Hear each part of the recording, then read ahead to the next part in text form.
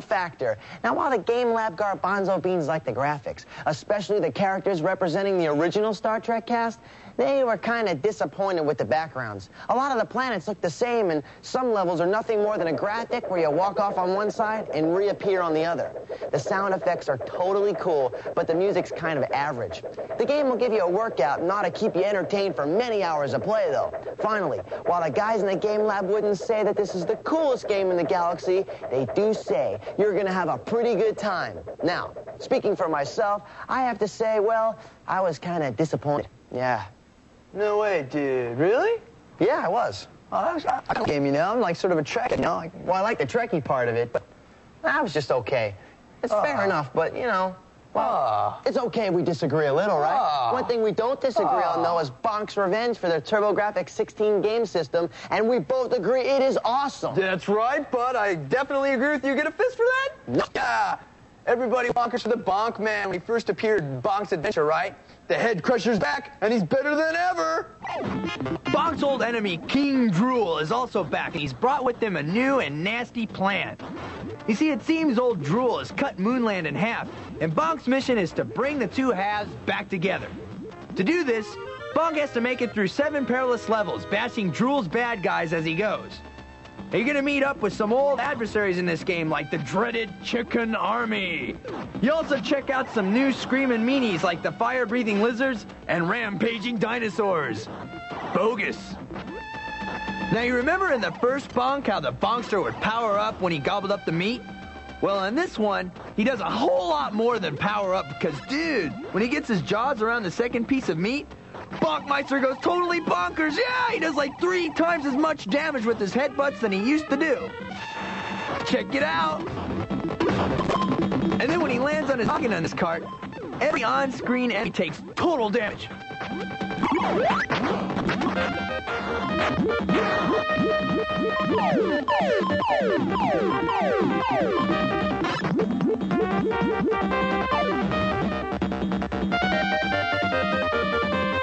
So, how do the Game Lab techie towheads rate this one?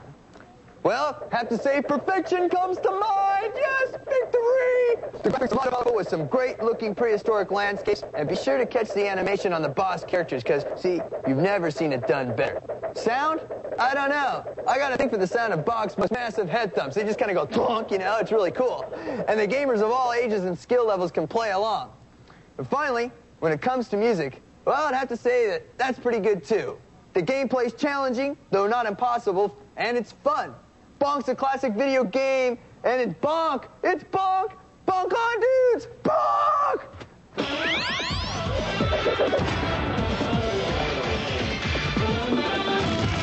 Go get her!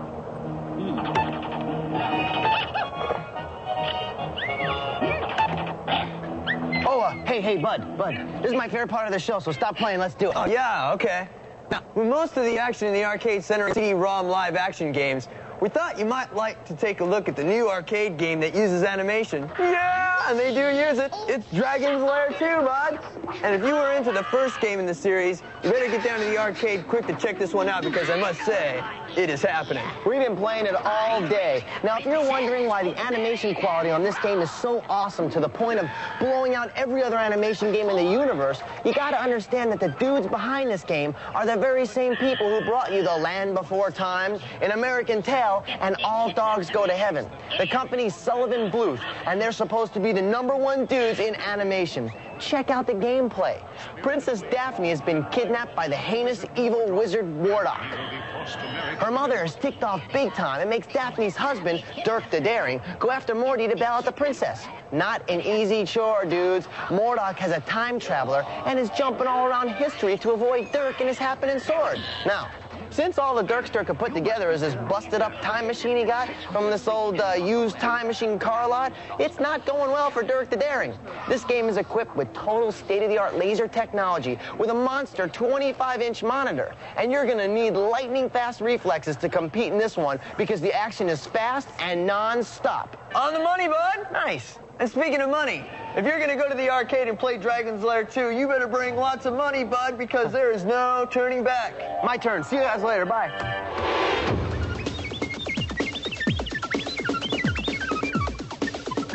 Hello, my name is Trevor Williams from Reston, Virginia, and I managed to score 240,630 big points on Dynamite Duke for the Sega Genesis.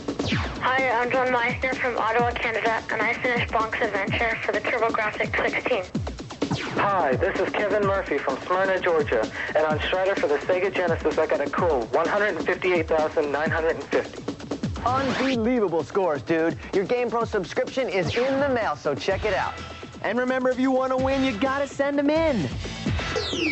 Hot tips and tactics for Valis 3 when we come back. Oh, yeah. Yeah, sure. Sure, you do not take this off pause, okay? Okay. Later, bud. Got it.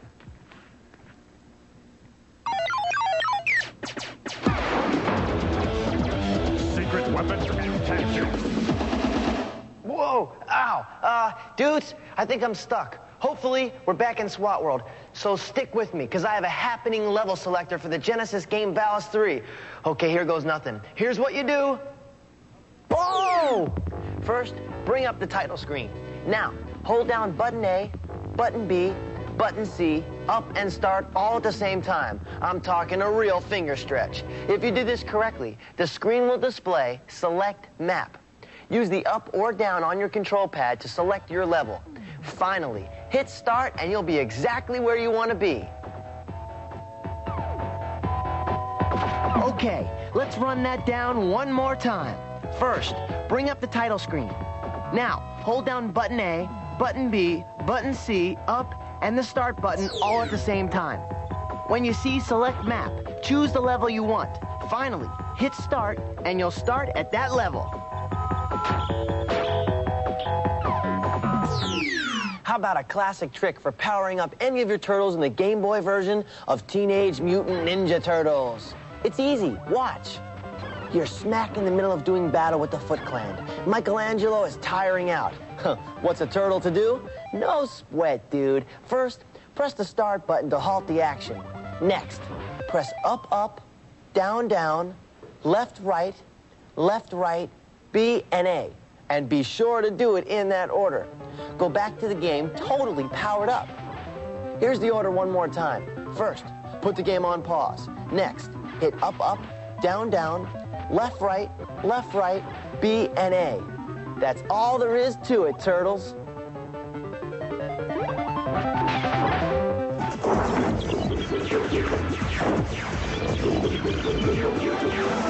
All right. Now, we don't know if this cart's even in the stores yet, but the Game Lab eggheadsters managed to get their mitts on Ultraman! Yeah, it's for the SNES. Here's a preview.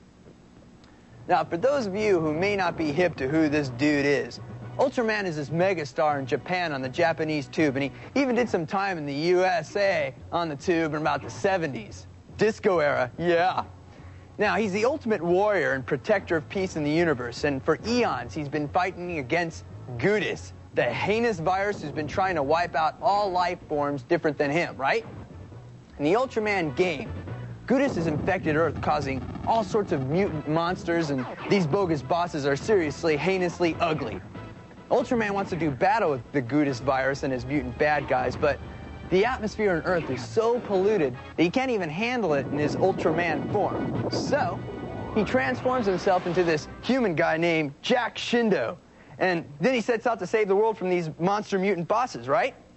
The good news is, Jack can become Ultraman when he needs to, but he can only do it for 3 minutes at a time. And the game, it lets you use all kinds of gamer skills. You know, you get these special weapons along with, like, hand-to-hand stuff. You get martial arts, you get wrestling, you get street brawling. Oh, yeah! Oh, there's one thing I forgot to tell you. Ultraman is 197 feet tall, and he weighs in at about 58,000 tons. So I guess the dude can handle himself if you get my drift. Come to think of it, can you imagine having to feed this guy? As long as you don't get stuck with the check at dinner. Now, the action's happening, the graphics are cool, the game is hot, so look for it because it's one cart that you're definitely going to want to get friendly with. Bring Nate back from the dead with a cool tip for Phantasy Star 2. Coming up on GamePro. I'm at Prezioso Hubbard, Ohio, and I have a tip for Phantasy Star 2 for the Sega Genesis. Neil will be killed by Near first while fighting alone. but you can bring her back to life while your 3 remaining characters fight. Before going to Climate Troll, have Sheer steal Moondew. Gives it any character except Nia. When Nia is killed, you can use the Moondew to bring her back to life. Now that was a great tip. I'm sending you your GamePro t-shirt personally.